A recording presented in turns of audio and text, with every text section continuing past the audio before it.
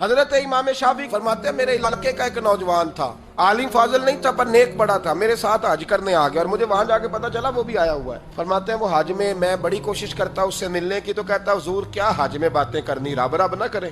फरमाते हैं मौका ही ना देता, जवान था बड़ा परहेजगार। फरमाते हैं वो जब भी दुआ के लिए हाथ उठाता तो कहता या अल्लाह मुझे कब्र में भी नमाज की और कुरान की तौफीक देना।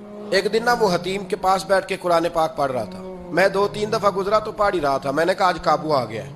मैं उसके पीछे बैठ गया और मेरे दिल में ख्याल था कि जितना भी आज पढ़ेगा ना मैंने इसे 2-4 बातें करके ही जाना है। उसने कुरान मजीद समेटा और मेरी तरफ देख के कहने लगा हुजूर मैं भी आपका इंतजार कर रहा था। कहता मैं खुश हो गया, लेकिन उसने कमाल कर दी, जेब से चंद दिनार निकाले और कहने लगा हुजूर आज जोहर की नमाज के बाद ना मेरा इंतकाल हो जाएगा, तो ये ना ऐसे रख लें, कफन खरीद के ना तो मेरा जनाजा पढ़ के तो यहाँ जन्नतुल माला में दफन कर देना।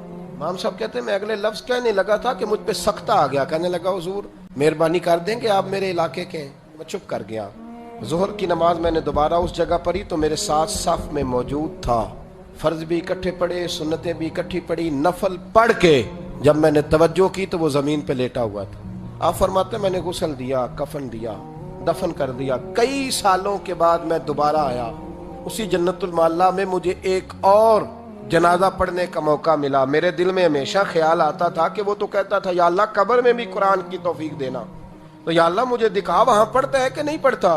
तो इमाम साहब फरमाते हैं वो मेरे दिल में बात थी, अल्लाह ने मौका दिया, मैं दोबारा जनाजे में गया तो जो कब्र खोदी गई वो उसकी कब्र के बिल्कुल साथ थी। अचानक मेरी नजर पड़ी तो कब्र की दीवार गिर गई। लोग परेशान हो गए, कहने लगे आप आलिम, अब आप बताएं क्या करना है। तो कहता मैंने झांक के जरा आगे देखा तो अंदर बैठ के कुरान पाक पढ़ रहा था।